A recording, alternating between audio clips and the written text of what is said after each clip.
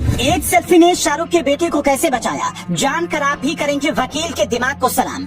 समीर वानखेड़े ने चार्जशीट में डाल दिया था नाम, सजा होना तय था, तभी सामने आई एक नई सेल्फी। फोटो में थे 3 लोग, 2 के चेहरे पर थी मुस्कान, एक मुस्कान ने पलट दी पूरी कहानी, बनेगी फिल्म। आज के जमाने में एक सेल्फी कितनी काम की हो सकती है, ये आप शायद अंदाजा भी नहीं लगा पाए। वो सिर्फ फेसबुक और व्हाट्सएप पर अपलोड करने या स्टेटस लगाने के लिए ही नहीं, बल्कि आपको सजा से बचाने के लिए भी काम आ सकती है।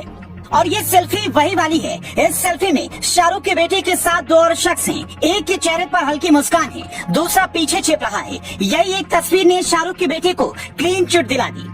अब आप सोच रहे होंगे कि इस एक तस्वीर ने इतने बड़े केस में कैसे क्लीन चिट दिलवा दी, तो पहले वो सुनिए, फिर 21 अक्टूबर की वो घटना बताते हैं जब किंग खान जेल की सलाखें पकड़कर रोने लगे थे। एनसीबी की विजिलेंस टीम की जांच में पता चला सेल्फी में दिख रहे इस शख्स का नाम है पी गोसावी। ये ना तो एनसीबी में अधिकारी है और ना ही एनसीबी से इसका कोई नाता है। बावजूद इसके हमारे मुवक्किल और सभी आरोपियों को गिरफ्तारी के बाद इनकी गाड़ी में ही ले जाया गया।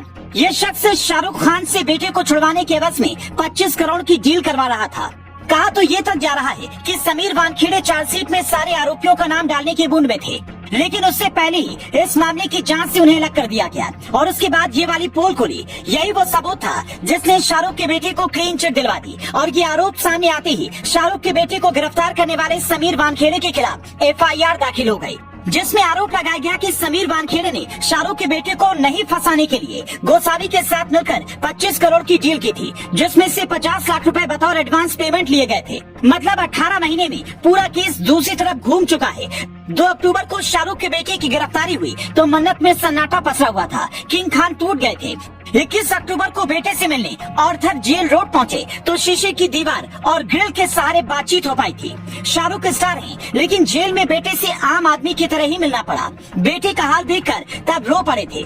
25 अक्टूबर को शाहरुख की पत्नी गौरी खान अपनी बेटे से मिलने उसी जेल में गई, आंखों से आंसू निकल आए। 28 अक्टूबर को बेटे को जमानत मिली, पर 2 दिन बाद 30 अक्टूबर को जेल से बाहर आ पाए। फैंस ने स्वागत किया।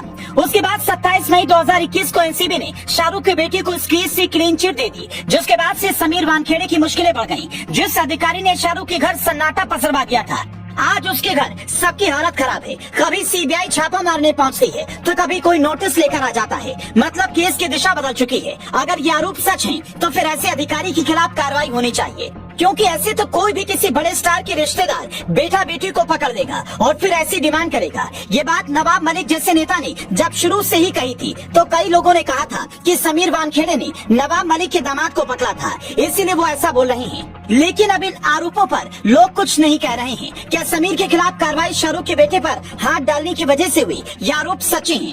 आपको क्या लगता है, कमेंट में बता सकते हैं।